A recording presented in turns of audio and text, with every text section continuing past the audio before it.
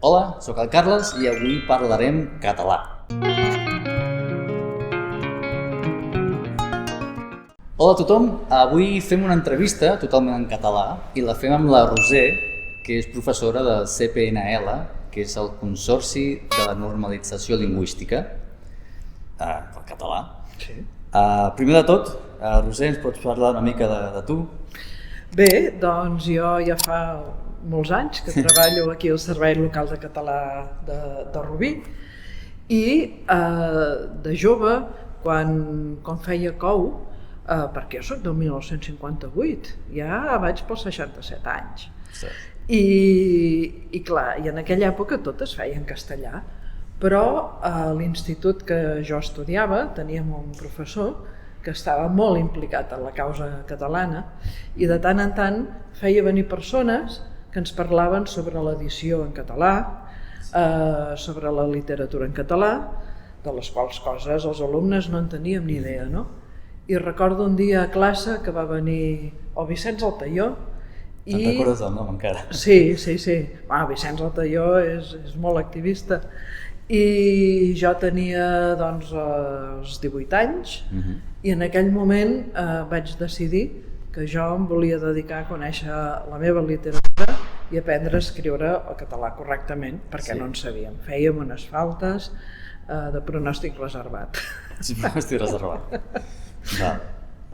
Aquella època no era gaire comú el català? No, encara no s'estudiava als instituts, no? Llavors, jo el que vaig fer a la Universitat de Barcelona, a l'estiu, vaig començar a treure tots els títols, tots els certificats que les persones s'estan traient ara, no? Sí. I vaig arribar doncs al C1, al C2, que abans es deia D, després vaig fer l'E, que era per fer profe de català.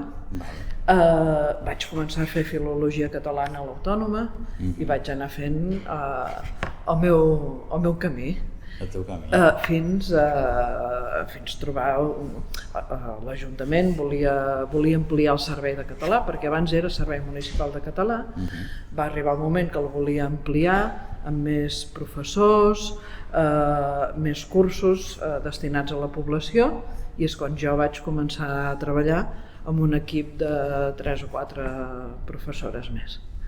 Llavors, quants anys portes ensenyant català? Això era el 87. 87. Encara no existia el Consorci per a la Normalització Lingüística. S'ha de dir que els ajuntaments van donar un primer impuls a la llengua catalana i als cursos de català amb la Direcció General de Política Lingüística de la Generalitat, i l'any 89-90 es va crear el Consorci i nosaltres, Rubí va entrar dintre el Consorci per a la Normalització Lingüística a partir del 90.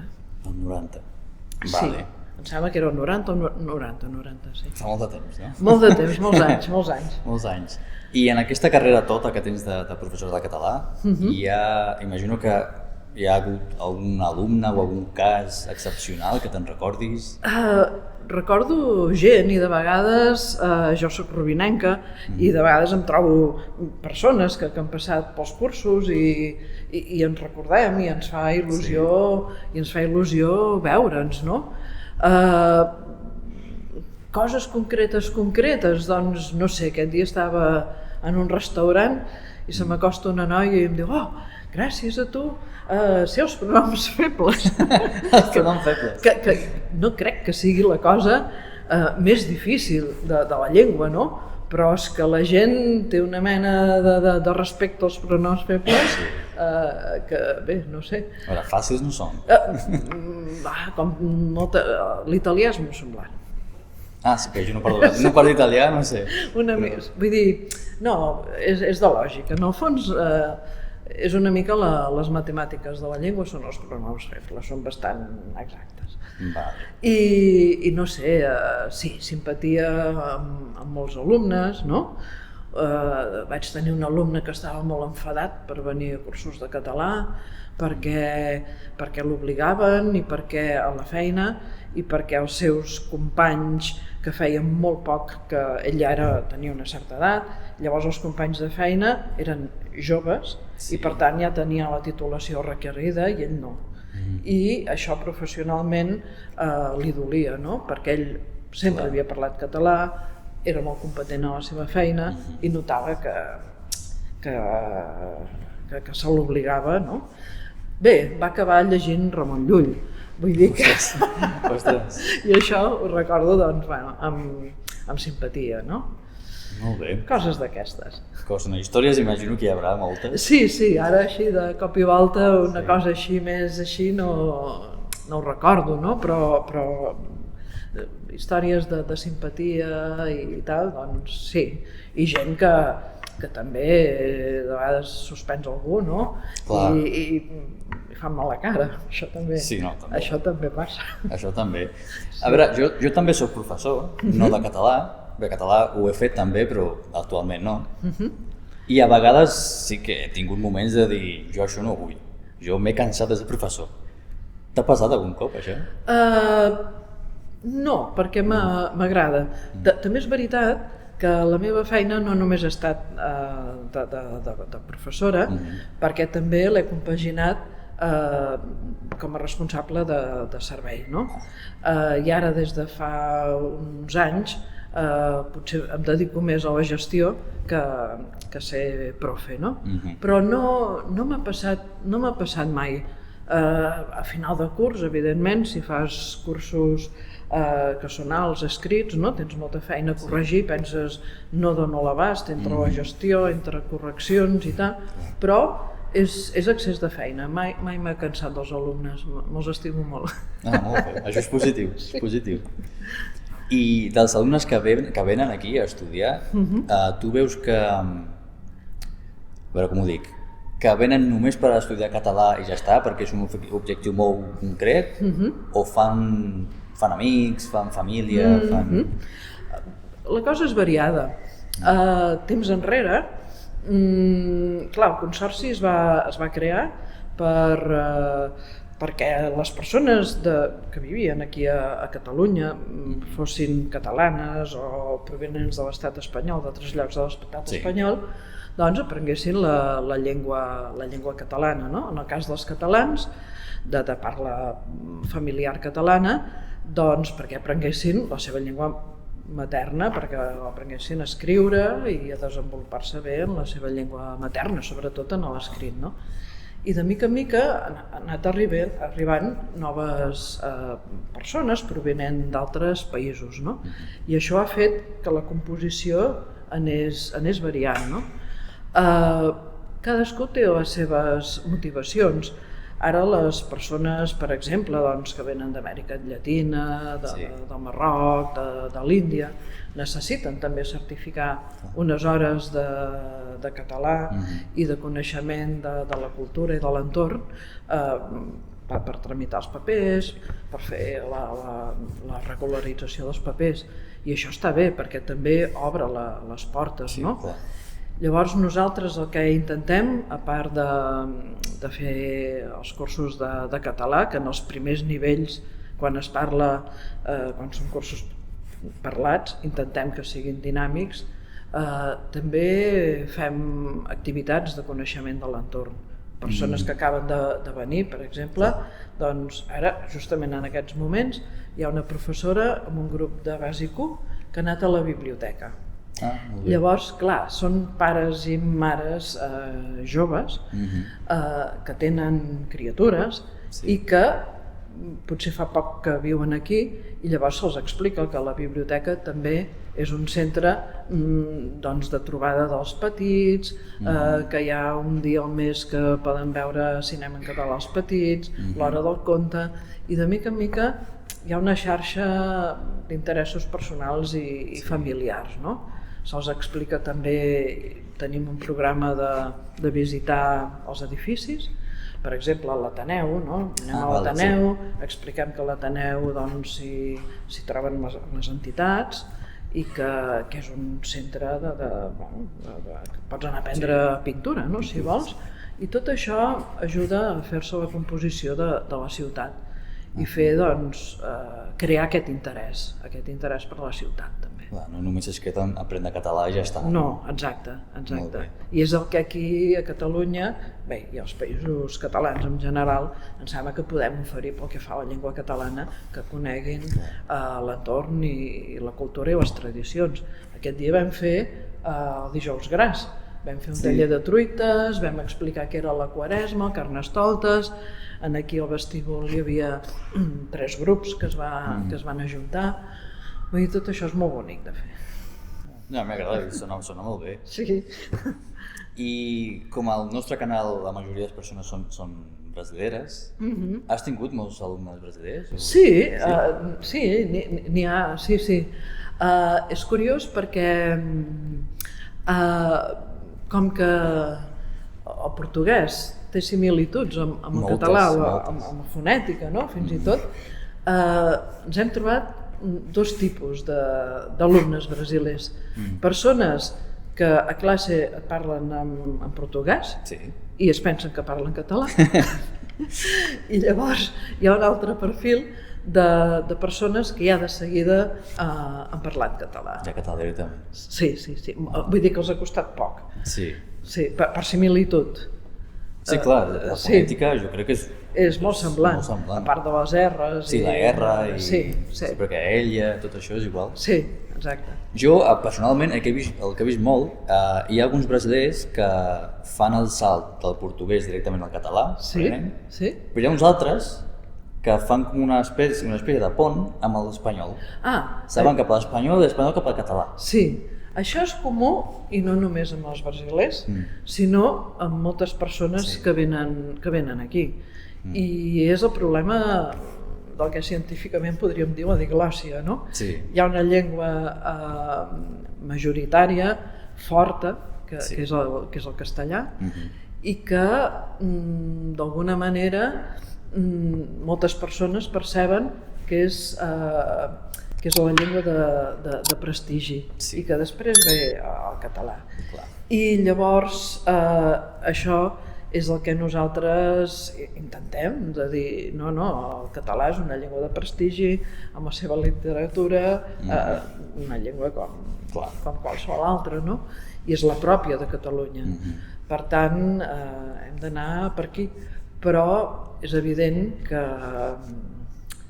a part, aquesta cosa que tenim molts catalans, que si veiem que una persona no ens acaba d'entendre, jo no ho faig ja per deformació professional segurament, però moltes persones catalanes es passen de seguida al castellà perquè tenen la intuïció que no els entendran.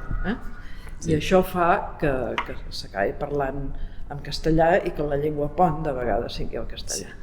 Sí, això a mi no m'agrada dir-ho, però jo ho faig. Jo arribo a un lloc parlant català i se'm diuen què? Castellà. No, doncs intenta mantenir-te en català perquè trobaràs sorpreses. Clar, no m'imagino. Això de mantenir el català, no? Sí, em mantinc en català. El xip, s'ha de canviar el xip. Sí. Comences una mica amb el sentiment de ser com militant de la causa, però arriba a ser la teva naturalitat. I parlant d'això, creus que, o has vist que hi ha diferències entre els alumnes que no parlen castellà i els que ja parlen castellà per aprendre català? És que gairebé tothom gairebé ve sabent una mica de castellà, encara que... I si no saben castellà, moltes vegades venen de països que no tenen el nostre alfabet. I aleshores tenim una qüestió d'alfabetització prèvia. I llavors és un altre perfil d'alumnes, que potser s'han d'alfabetitzar primer, anar a l'escola d'adults... També pot ser que els fem unes sessions orals i que comprenguin a partir de l'oral sense el suport escrit, però es fa més dificultós. M'imagino que sí, Sí. clar, l'alfabet és diferent. Sí, sí, sí. El que per nosaltres és molt fàcil que és llegir una paraula, Sí, si no, sí, clar. sí.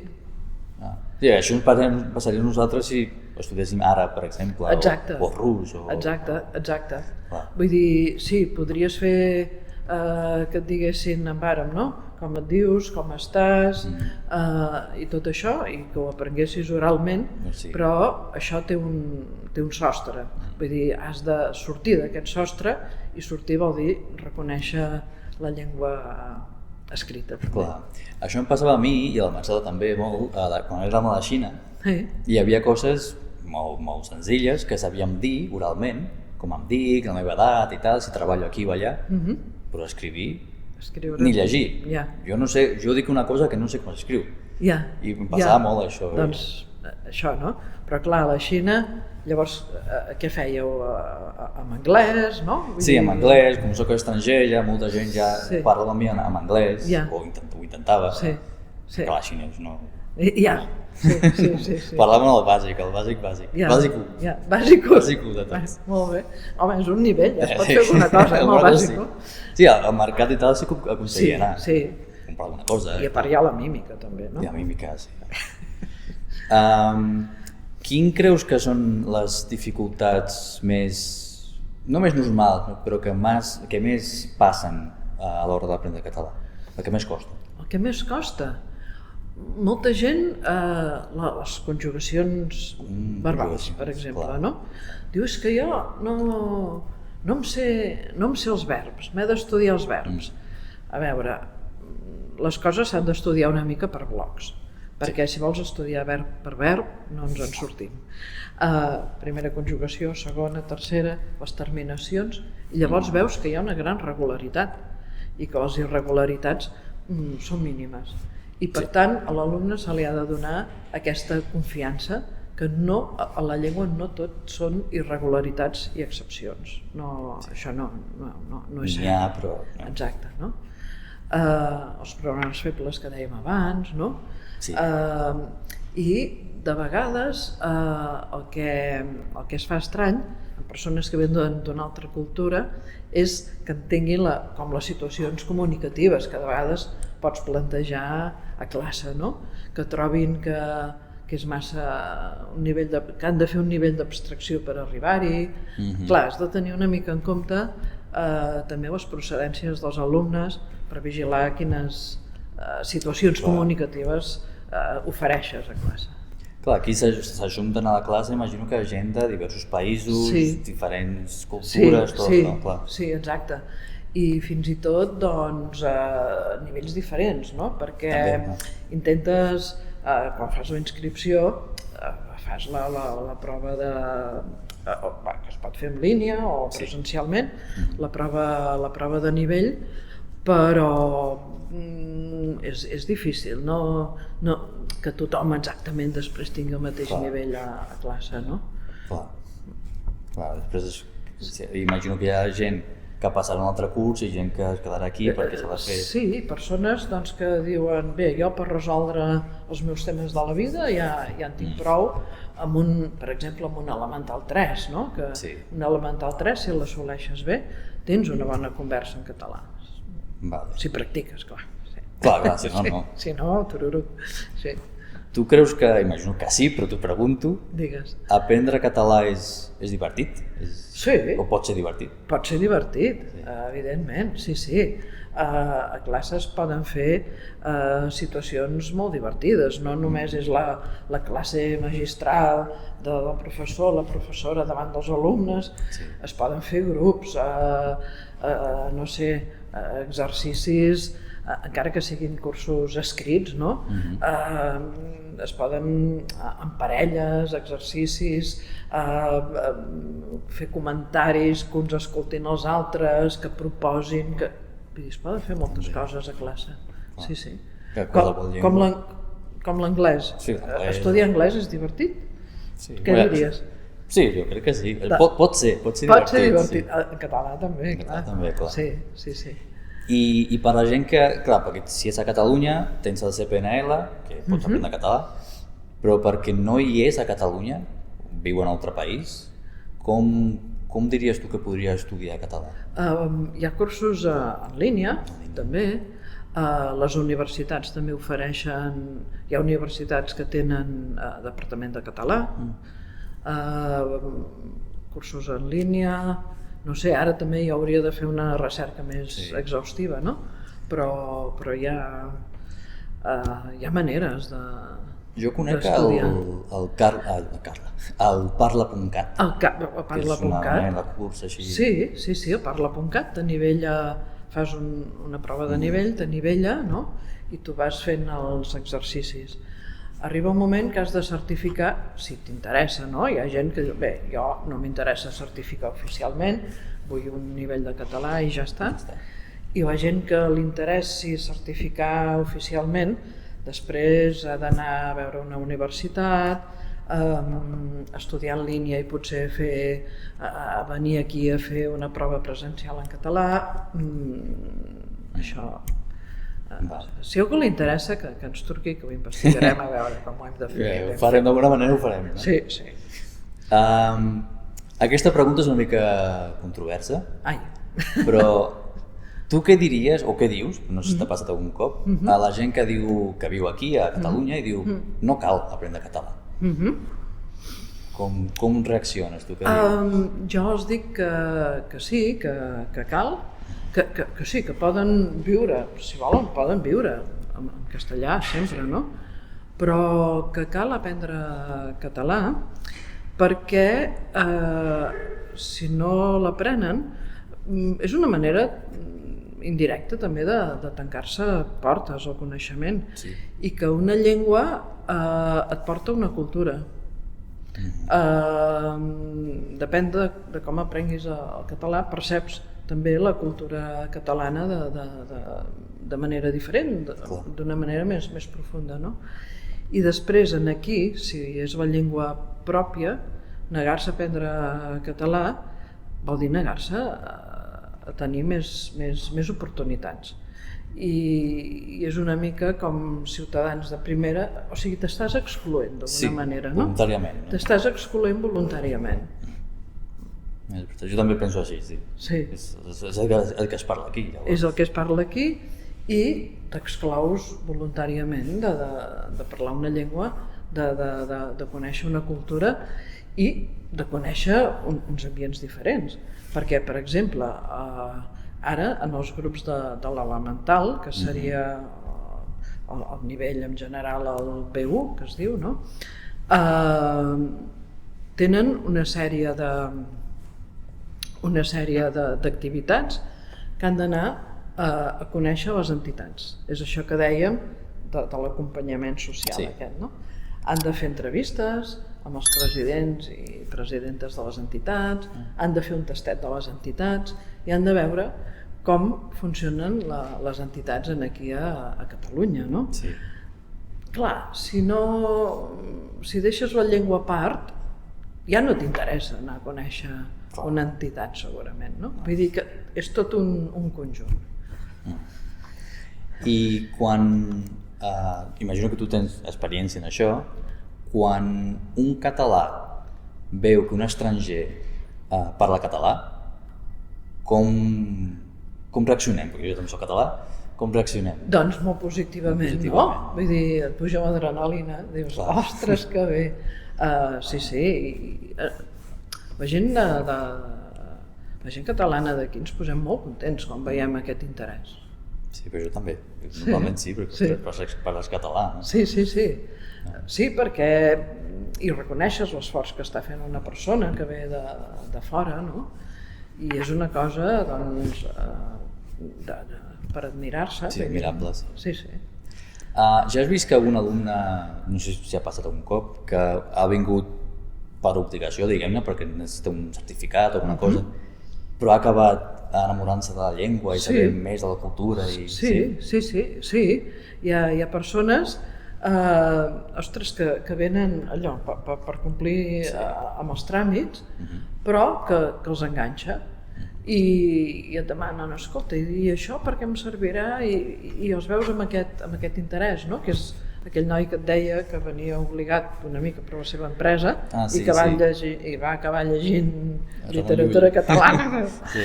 I vull dir que sí, evidentment.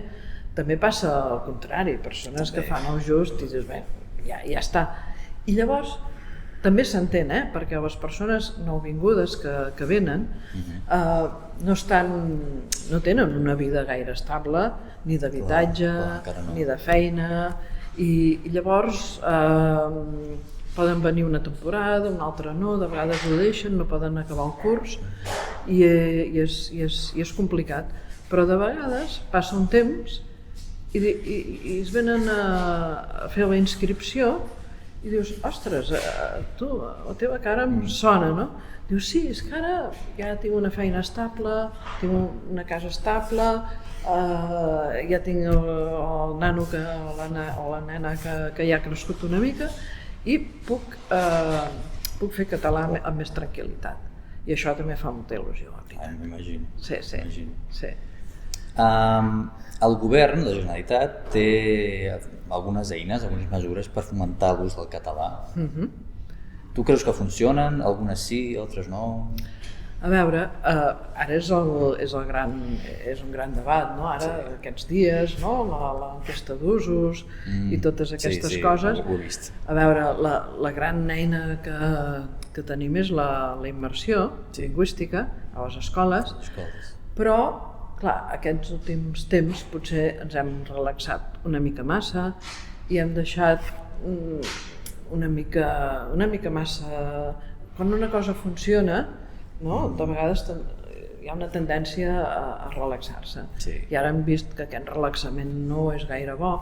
Durant una època es van suprimir algunes aules d'acollida i això va ser un error. Perquè els nois i noies que venen necessiten aquest suport extra de català per seguir les assignatures, no? Perquè si has d'anar a classe i no acabes d'entendre, crea frustració, no? Vull dir, amb això ens hem relaxat una mica. Després, potser campanyes més generals sobre la retolació del comerç. Tot això hauria d'haver estat una forma més constant, no? Més constant. Sí. Tu creus que hi ha prejudicis contra el català? Hi ha gent que sí. Que és un dialecte, que no sé què, no? Que diu... Sí, un dialecte, o sí, que no veuen com una llengua de prestigi, no? Sobretot si vens d'una llengua potent, pots no entendre que també el català és una llengua de prestigi, però tot això s'explica i es dinamitza i s'intenta posar en el seu lloc. En el seu lloc, clar. És una llengua de milers d'anys. Sí. Llavors, què li diries tu, imagina que ja algú està veient aquesta entrevista al YouTube, que dubta d'interessar Catalunya, d'interessar Barcelona, el Barça també, però dubta, ostres, però estudio català o no cal? Una persona que ja viu aquí? O que no és aquí. O que no és d'aquí. Doncs que si Catalunya li interessa, i el Barça pot interessar Catalunya i no el Barça. Sí, bueno, també, l'Espanyol. És igual. Doncs jo li diria que s'engresqui, perquè trobarà una bona acollida social. Estarem molt contents que vulguin estudiar la llengua i si venen a viure aquí, evidentment s'obriran moltes més portes, perquè, per exemple, la qüestió de metges, no? Hi ha molts metges ara que són de fora i s'està intentant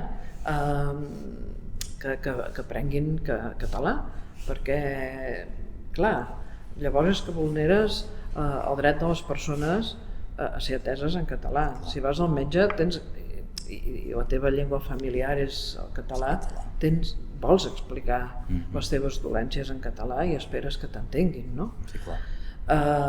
Per tant, per respecte al país, als parlants, a la llengua, i per estar més còmode, de fet També, és una qüestió de comoditat lingüística també. Sí, que no passi això de què?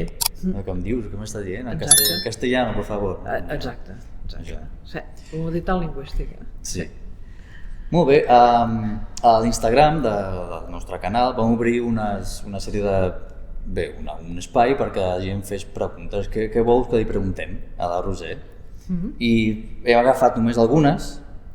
Tenim aquí una de la Camila que diu sobre el CPNL, com funciona, diu quines són les modalitats, els preus, els nivells i el temps de formació en general. Bé, a veure, si comences des del bàsic 1, els nivells són l'A2, el B1, l'A2 és les coses bàsiques. Un A2 ja et permet conversar, no? Que serien tots els de la franja dels elementals, ja et permet conversar bastant. Després hi ha els intermedis, que els 3 intermedis es diuen B2. És que ara jo necessitaria una pissarra o ensenyar-ho a través del... No, tranquil·la. En general només. En general. I després fins al superior, que és el que requereix pels professors d'institut, per exemple, que és el C2, que és ara el gran boom que hi ha de C2 perquè s'està demanant. Els preus, el Consorci té uns preus molt econòmics. B1, B2 i B3, o sigui l'A2, és gratuït. Gratuït per facilitar aquest acolliment, aquest acompanyament que dèiem. A partir dels elementals es cobra una mica, però si una persona està a l'atur doncs és el 75% d'exempció de matrícula i també hi ha descomptes per famílies monoparentals, pensionistes i altres casuístiques. Sí. Ara se m'ha ocorrit una pregunta abans de continuar amb això, que has dit el C1, el C2 i tal. Vaig veure fa poc, fa 2 setmanes potser, la notícia de que quan acabes l'ESO aquí et dona el C1 teòricament. Sí. Però ara volen revisar això perquè es faci una prova específica de català perquè molts nens i nois i noies surten de l'ESO sense parlar català. Tu què opines d'això, de fer una prova de català per agafar el C1? Penso que forma part d'aquest relaxament que dèiem, no? I potser sí que s'hauria de revisar una mica i de veure què passa, no? I nosaltres el que de vegades venen persones joves que han passat a l'institut i diuen, bé, jo em vull matricular d'aquí al C2 perquè ja tinc el C1 i d'altres que diuen, no, fes-me una prova perquè vull saber exactament quin nivell tinc, perquè la meva pretensió és aprendre, no tenir o també tenir un certificat, però a més em vull saber, no? Sí. I llavors estem una mica aquí perquè s'ha vist això, que hi ha persones que surten, alumnes que surten de l'institut amb poc nivell perquè no s'ha treballat suficientment pel que s'està vivint en els instituts, no? I potser és una manera de reconduir la situació. Llavors és una bona mesura, Sí, jo crec que sí, almenys durant un temps per saber què està passant, no? Per tenir una mica de dades de per on anem. Molt bé, tenim una altra pregunta aquí de la Carolina que diu quin és el predomini de les nacionalitats que busquen aprendre català? Hi ha un predomini?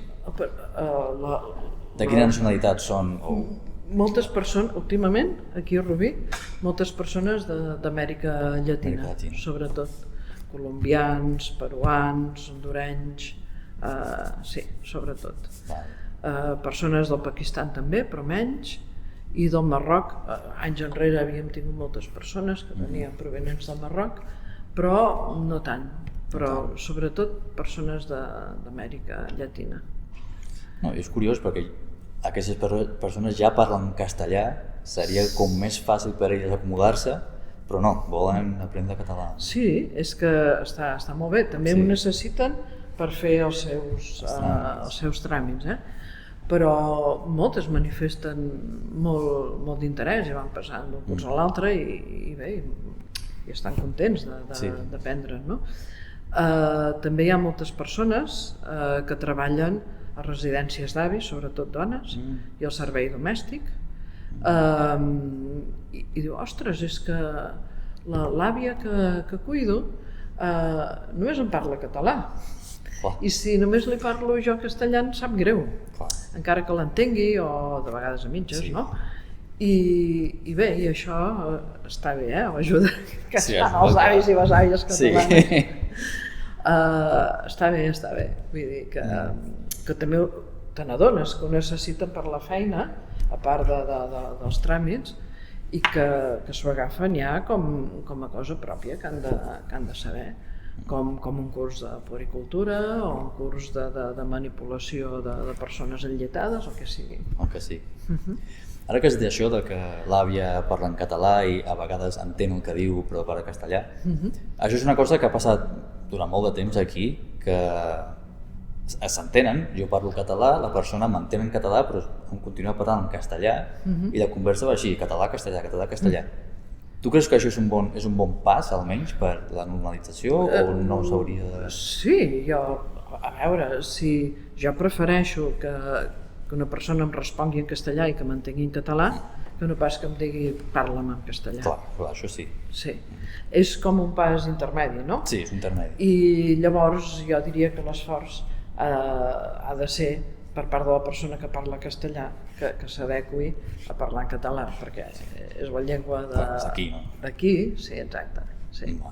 I de l'àvia que està cuidant en aquest cas. Clar. I l'última pregunta que tenim de la gent és de la Giseli, és una mica més llarga aquesta. Pregunta quins són els requisits per matricular-se a un curs i si hi ha cursos dirigits a àrees concretes, perquè ella, la Giseli, treballa en l'àmbit de la comunicació i està molt interessada en estudiar idiomes i fotografia. A veure, treballa, dius, en fotografia... A fotografia i comunicació. I comunicació. Comunicació, si redacta, si és comunicació redactada, com de periodisme, jo li aconsellaria un C2, que és el nivell màxim. No sé si és d'aquí o no sé d'on és. No, brasilera, imagino. Brasilera. Doncs hauria de treballar molt, o C1 sobretot, sí, clar. C1 com a mínim. Sí, pot ser una persona publicista que no faci servir gaire l'escrit i que es dediqui més a la imatge, no? Si és fotògrafa, potser per entendre's una mica amb un elemental o amb un intermedi potser en tindria prou, però si redacta molt i fa notícies i això, jo li recomanaria el C2. I què més pregunta? No, pregunta quins són els requisits per matricular-se a un curs de CPN. Els requisits és tenir-ne ganes, tenir passaport, un document i ja està. I si es pot fer en línia, es pot fer presencial si viu aquí, i si no, el pot fer en línia. Totalment en línia? Sí, hi ha cursos totalment en línia, sí. I ara, doncs, el 26-27 de març fem la matrícula i en la nostra pàgina www.c de consorci PNL Això ho posarem a l'escrit. Sí, exacte. Et donaré un tríptic i veuràs molt fàcil això. I aquí poden consultar els requisits de matrícula, com ho hem de fer i tot això. El més important és tenir ganes, no? Sí. Tenir ganes i tenir-ne ganes. Doncs molt bé, podem acabar per aquí, no tinc més preguntes. Doncs... Ha sigut perfecte, l'entrevista perfecta. Ai, moltes gràcies. No hi estic gens acostumada, però m'agrada molt fer aquesta tertúlia entrevista. Sí, és només perquè sàpiguen com funciona, que molta gent no sap que això ni existeix. I com que existeix i que és molt present, molt viu. Sí, d'acord. Doncs moltes gràcies això, per l'interès, per la difusió. Gràcies a tu. I per ganes d'aprendre català, que ja sé que en teniu. Sí, en tenim. Molt bé. Molt bé. I llavors, si vosaltres també voleu estudiar la CPNL, podeu venir aquí Roser, ens recordes com es fa per estudiar aquí? Sí, podem fer la inscripció en línia i també presencial, però també en línia. Llavors, una persona, a veure, les dates d'inscriure's són el 26 i 27 de març. A partir de les 9 del matí del 26, una persona es pot inscriure. Però abans del 26 de març recomanem que la gent es prepari la inscripció. Per tant, es tracta de mirar la nostra pàgina web, www.cpnl.cat, mirar les inscripcions i, en el cas que no tinguis una titulació de català prèvia, pots demanar una prova de nivell abans del dia 26, perquè si la demanes el mateix dia 26, potser ja t'han passat, et quedes sense plaça, podria passar, no? Per tant, demanes una prova de nivell, et truca un professor, quedes amb un dia i amb una hora per fer la prova de nivell, perquè és una aplicació, un programa, t'envien una prova, tens 20 minutets per fer la prova i l'envies. I amb això, en la teva fitxa, ja et surt el nivell que tens.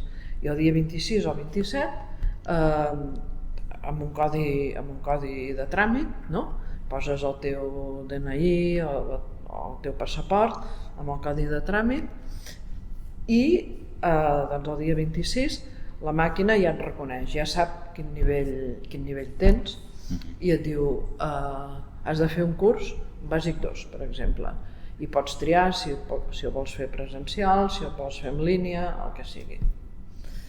Aquesta és una manera. I la gent que viu aquí, si vol venir a veure'ns aquest dia 26-27, pot venir o pot trucar, perquè de vegades hi ha persones que diuen ostres, no m'acaba de funcionar la plataforma, m'estic deixant alguna cosa que no m'acaba de funcionar. No saben utilitzar-la. Exacte. Us dic el telèfon nostre, 637 389 764. O també ens poden enviar un correu rubí@cpnl.cat. Molt bé. Doncs això, es fa... i ja està, no? Sí, em sembla que més o menys. De vegades hi ha cursos que, sobretot els que certifiquen oficial, de vegades es queden molt aviat sense plaça i després hi ha llistes d'espera, intentem reabsorbir-les amb cursos que de vegades s'obren especialment per a les persones que es queden sense curs, o si els primers dies hi ha persones que no venen, perquè sempre hi ha baixes els primers dies, doncs podem reabsorbir una mica aquestes llistes. Molt bé, doncs moltes gràcies. Gràcies a vosaltres. Doncs això és tot, gràcies per veure el vídeo i ens veiem al pròxim. Fins aviat.